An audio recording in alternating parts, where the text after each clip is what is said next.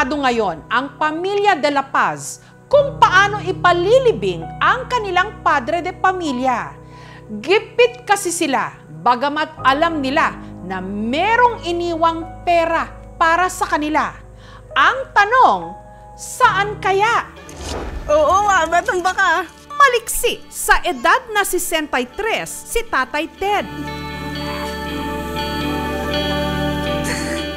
Happy birthday! Kiss naman! Kaya hindi inakala ng kanyang pamilya na bigla itong mararatay sa ospital at mamamatay.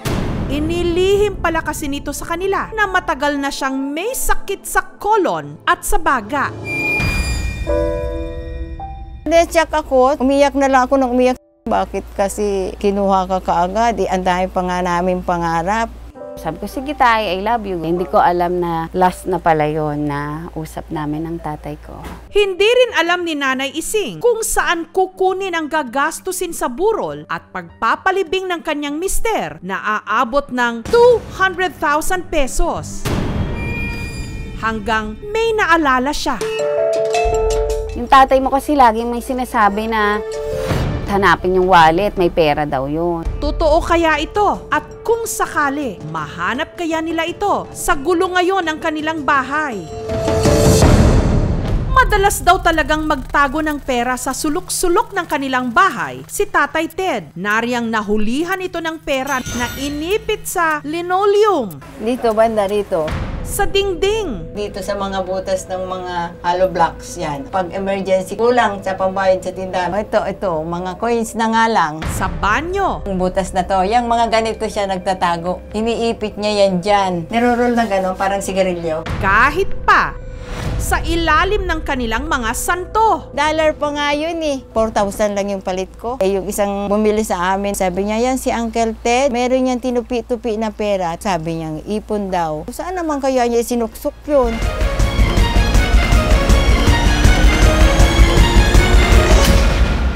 Hindi man ganun kalaki ang kinikita ni Tatay Ted sa pagtitinda ng burger sa kanilang sari-sari store. Dito niya naitaguyod ang kanyang pamilya. At sadyang napakatipid din daw nito. Walang luho sa katawan. Hindi nga raw ito nagpalit ng bag sa loob ng 14 na taon. Lagi namin dala yun kasi tuwan-tuwa siya dahil kumakalembang yung kanyang bag. Sabi ko nga, labhan ko na yan kasi marumi na. Huwag mo nang pakikialma niya. Hindi ho siya bumibili ng damit. Kahit butas na yung kanyang tsinelas, okay na daw sa kanya. Sabi niya, hindi pa naman nakikita yung talampakan doon sa tsinelas. Pero alam din daw nito kung kailan maglalabas ng pera. Merong mayoma yung matris ko. Sabi niya, ipa-private mo na lang yan. Basta bigla ako, nag-abot na lang ng pera sa nanay ko. Iabot mo yan sa anak ko. Nangihinayang ako. Gusto ko kasi sana silang bilan ng lupa. Kaya lang nagka-crisis kasi, di ba? Sana man lang natupad ko yung pangarap nila ni nanay na mag-alaga ng mga hayop sa bukid ba. Sorry.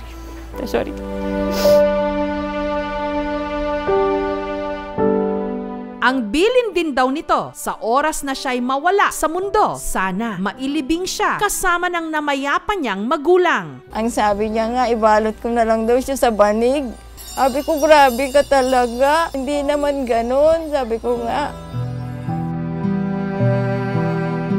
Dito na naalala ni Nanay Ising ang madalas banggitin ng kanyang mister noon. Hanapin yung wallet, may pera daw yun.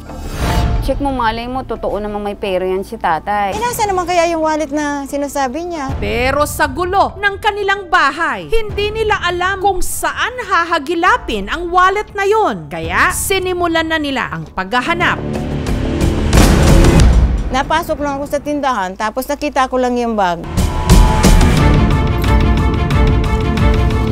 Inisa-isa niya, nilabas yung mga ID, mga pictures. Wala naman ako makikitang wallet eh. Puro damit. Hanggang may nakapa si Nanay Ising sa kaloob-looban ng bag. Nagtataka ko doon sa ilalim, ba't naman ang kapal-kapal nung karto na yun? Yan, kapal. Ay, may tahi. Bakit ka kung may pink na tahi? Di sinira ko yung pink doon ko nakita. Umiyak na yung nanay ko, humagulgol. Sabi ko, ano kayo nangyayari dito? Nakita ko, hawak niya yung... Ay, may tahi. Bakit ka kung may pink na tahi? Di sinira ko yung pink.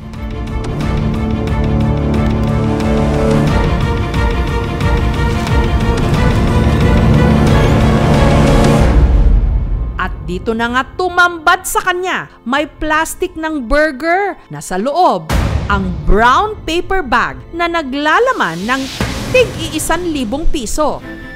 Nay, Ayan, ang dami. Ang dami nito. Sabi ko, bibilangin ko, Nay, ha. Sinegregate ko po by 10. Ang suma total ng naitabing pera ni Tatay Ted, 205,000 pesos. Sobra-sobra sa pinoproblema nilang pera. Natutuwa ako kasi kala ko talagang mahirapan na kami magpalibing sa kanya. Kahit sa huling sandali po, hindi niya kami pinabayaan. Agad naman silang nakabili ng lupa para paglibingan kay Tatay Ted, habang ang natira, inilaan nila sa gastusin sa padasal. Samantala, si Nanay Ising gumawa ng sulat ng pasasalamat para sa kanyang mister.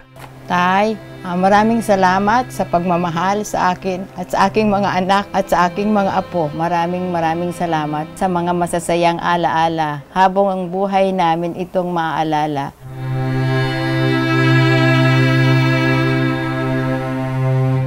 At saka isinilid niya ito sa loob ng bag ng kanyang mister, kasama ang iba pa nitong mga gamit. Lahat ng ito, pabaon sa kanya. Lahat po ng good memories sa kanya, ito treasure po namin. Mahal na mahal kita. Huwag mo kaming intindihin. Kaya namin. Kaya namin to.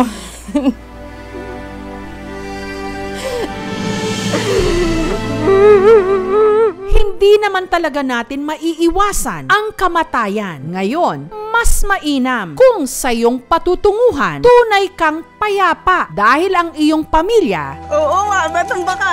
iniwan mong nasa ayos, kampante at talagang payapa.